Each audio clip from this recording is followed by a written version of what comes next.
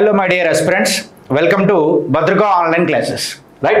Today we discuss about the test series on topic of coding decoding. Reasoning topic number 3, coding decoding. Right?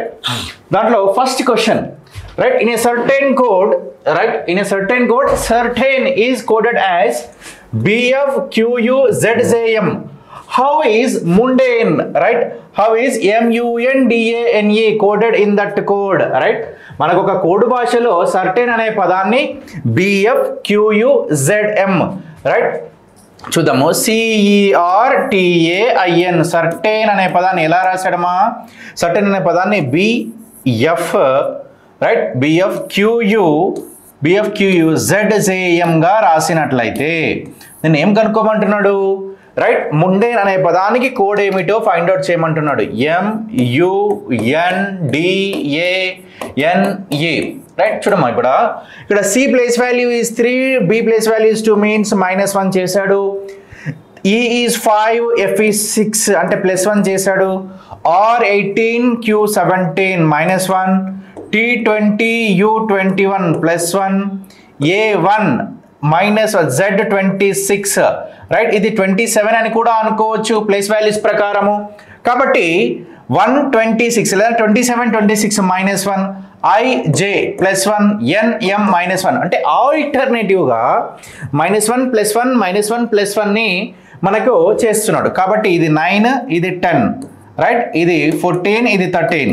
So అలా చూసుకున్నట్లయితే ఇక్కడ M అనేది 13వ అక్షరము. మనం దేంతో స్టార్ట్ చేయాలా? -1 అంటే L, రైట్. రైట్, ఎల్తో స్టార్ట్ అయ్యేటి రెండు ఉన్నాయి, అంటే ఈ రెండు మనకు ఆన్సర్స్ కాదు ఇంకా. ఓకే, నెక్స్ట్ L, U +1 అంటే V, రైట్. 21 ఇది 22 కదా. Next N 14 -1 13, 13th letter M. Okay, next D 4 +1 5th letter E. Okay, next A1 -1 అంటే 27 అని కూడా అనుకోవచ్చు కదా. -1 అంటే 26th లెటర్ Z 26. ఇది 14 సార్ +1 అంటే 15th O, right. Next E 5 -1, right, sorry +1 -1 D, right. Answer ఏమవుతుంది? LVMEZOD. LVMEZOD ఏ ఆప్షన్ ఉంది? ఫస్ట్ ఆప్షన్ అనేది మనకు కరెక్ట్గా ఉంది. ఏం చేస్తున్నాము? ఆల్టర్నేటివ్గా +1 -1 +1 ఇచ్చిన అక్షరాలకి ఒకటి తక్కువ ఒకటి ఎక్కువ, ఒకటి తక్కువ ఒకటి ఎక్కువ రాస్తూ వెళ్ళినట్లయితే మనకు ముండేన్ అనే పదానికి వచ్చే కోడ్ ఏమిటి? LVMEZOD, right, MELEZOD. Okay, next question number 2. Right, question number 2 తీసుకున్నట్లయితే in a certain code sequence is coded as ఏమంటున్నామా? సీక్వెన్స్ SEQUENCE సీక్వెన్స్ అనే పదానికి ఒక కోడ్ రాశాడు. ఏంటది? FDO FERFT FDO FVRFT, right, ఇలా రాశాడు. రాసిన తర్వాత మనకి ఏం కనుక్కోమంటున్నాడు? Children CHILDREN,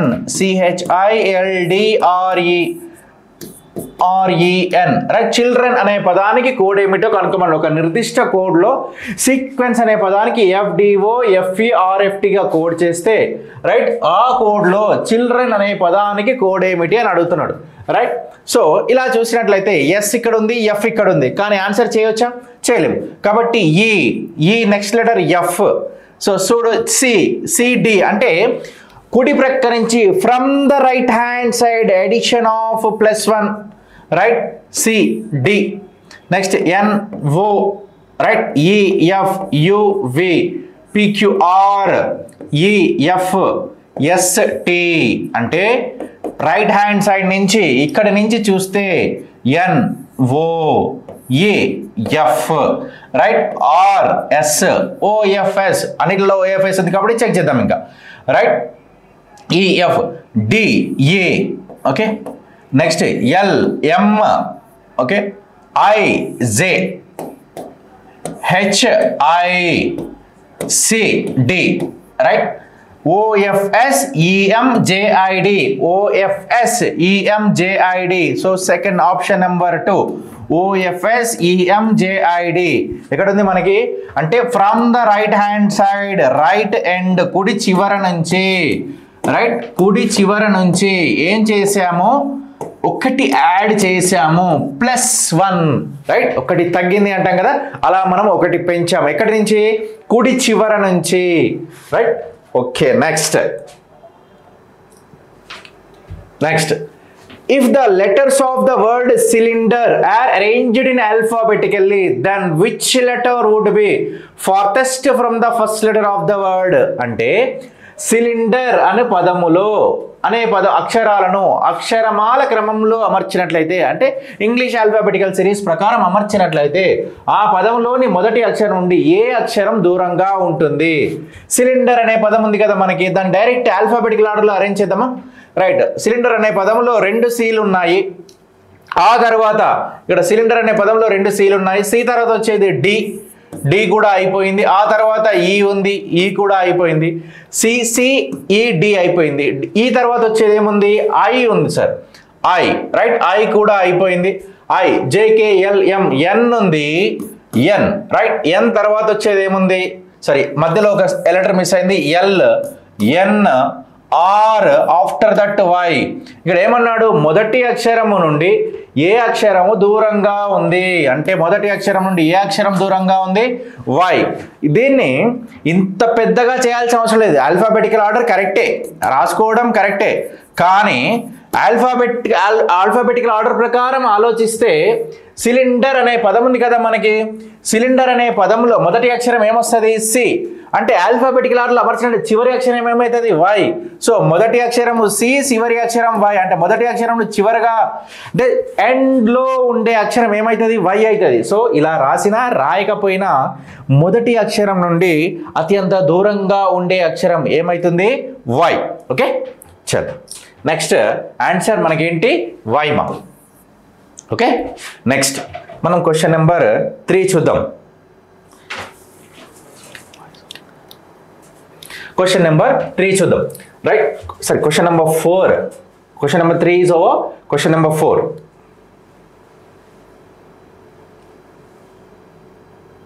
first question second question now third fourth right if in the English alphabet every alternate letter from B అంటే B నుండి మొదలై onwards is written in small letters right alternative letter from B right other are written in capitals then how will third day from the Tuesday right Tuesday ఇచ్చిన day అంటే Tuesday will be coded ఆంగ్ల అక్షరమాలలో B నుండి ప్రతి ప్రత్యామ్నాయ అక్షరాన్ని చిన్న అక్షరాలతో వ్రాసి మిగిలిన వాటిని పెద్ద అక్షరాలతో వ్రాసినట్లయితే పెద్ద అక్షరాలు రైట్ మంగళవారం నుండి మూడవ రోజు మనకి మంగళవారం నుండి మూడవ వారం ఏంటి శుక్రవారం రైట్ శుక్రవారం ఇంగ్లీష్లో ఏమంటాం ఫ్రైడే కానీ ఏమన్నాడు బి నుండి మొదలై అంటే బి డి రైట్ BDFH అంటే 2 4 6 8 10 అంటే ఎవ్రీ ఈవెన్ ప్లేస్ లెటర్ అంటే సరిస్థానాల్లో ఉండే అక్షరాలన్నీ ఏమవుతున్నాయి సార్ ఏం రాస్తున్నాడు వాడు బి నుండి మొదలై ప్రత్యామ్నాయ అక్షరాన్ని చిన్న అక్షరాలతో రైట్ ప్రతి ఈవెన్ ప్లేస్లో ఉండే లెటర్ చిన్న అక్షరాలు అంటే BDF రైట్ HJ రైట్ ఇలా రాసుకోవాలంట ఇలా అలా ఎన్ని ఉంటే అన్ని అంటే ప్రతి ఈవెన్ ప్లేస్లో ఉండే అక్షరాన్ని స్మాల్ ప్లేస్లో రాసుకోవాలి జనరల్గా మనం రైట్ ఫ్రైడేని నేను అన్ని క్యాపిటల్ లెటర్స్లో తీసుకుంటున్నా ఫస్ట్ ఫ్రైడే FRIDAY ఫ్రైడే దీని ప్లేస్ వాల్యూ ఏంటి 6 దీని ప్లేస్ వాల్యూ 18 దీని ప్లేస్ వాల్యూ 9 ఇది 4 ఇది 1 ఇది 25 అంటే ఏమన్నాడు మనకు ప్రతి సరిస్థానాల్లో ఉండే ప్రతి అక్షరము స్మాల్ లెటర్గా రాయాలి అంటే ఎఫ్ని ఎలా రాయాలి ఎఫ్ ఆర్ని ఎలా రాయాలి R I as it is I అంటే క్యాపిటల్ లెటర్లోనే ఐ ఉండాలి డి ఎలా ఉండాలి D next A even odd place letter కాబట్టి ఏనే వై ఆడ్ ప్లేస్ లెటర్ కాబట్టి వైనే FR స్మాల్ DAY అంటే చూడండి ఇక్కడ ఉంది ఆప్షన్ మనకు కావాల్సింది సో కాబట్టి option number 4 is correct right question number 5 చూసుకున్నట్లయితే right important question this is called paragraph coding right, paragraph coding అంటాము. దీన్ని ఏమంటాము తెలుగులో కూడా పారాగ్రాఫ్ కోడింగ్ అంటాము. రైట్, చాలా ఇంపార్టెంట్ కోడింగ్ ఇది పారాగ్రాఫ్ కోడింగ్. చూడండి, here are some words translated from artificial language. అంటే ఒక కోడ్ భాష నుండి కొన్ని మార్చారంట. FILLRESH means change over, right? After that SAB gray GRH gray means learned out, right? After that FILLGRH means overlearned, right? Which word coded means change out అనే పదానికి code ఏమిటి అన్నాడు. ఇది యాక్చువల్గా తెలుగులో ట్రాన్స్లేషన్ ఎగ్జామ్లో ఏముండదు సార్, మన ట్రాన్స్లేషన్లో కొద్దిగా ఇలా చేశారు, కానీ మీకు ఎగ్జామ్లో వచ్చేసరికి తెలుగు ట్రాన్స్లేషన్ ఎలాంటి తెలుగు ట్రాన్స్లేషన్ ఉండదు. ఇంగ్లీష్లో ఉన్న పదాన్నే కామన్ కోడ్ కామన్ వర్డ్గా ఫైండ్ అవుట్ చేయాలా. ఎలా అంటే చూడు, FILLRESH, రైట్, మొదటి రెండవ దాన్ని ఫైండ్ అవుట్ చేసినట్లయితే ఏదైనా కామన్గా ఉందా? FILLRESH SABGRH ఏది కామన్గా లేదు. కానీ 1, 3వ జతలను అబ్జర్వ్ చేసినట్లయితే FILL అనే అక్షరం అంటే కోడ్ కామన్గా ఉంది. అంటే చేంజ్ ఓవర్ లర్న్డ్. అంటే FILL కామన్గా ఉన్నప్పుడు కామన్గా ఉన్నదేంటి? Change over learned. అంటే FILL అనే పదానికి కోడ్ ఏమిటి? ఓవర్. FILL ఓవర్ అయిపోతే RESH అనే పదానికి కోడ్ ఏమవుతుంది? RESHకి చేంజ్ అవుతుంది కదా. Yes, change. Right, next GREH. FILL అయిపోయింది, మనకు FILL అయిపోయింది కాబట్టి GREH ఓవర్ అయిపోయింది కాబట్టి GREHకి లెర్న్డ్. GREH అనే పదానికి కోడ్ ఏమిటి? LEA.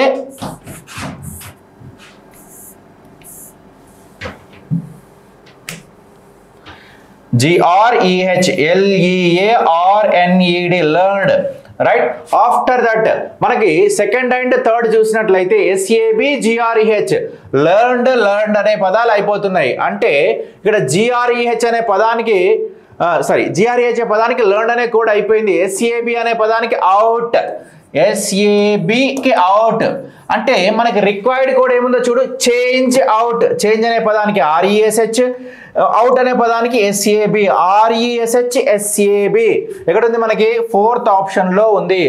RESH SAB అనే కోడ్ ఎక్కడుంది?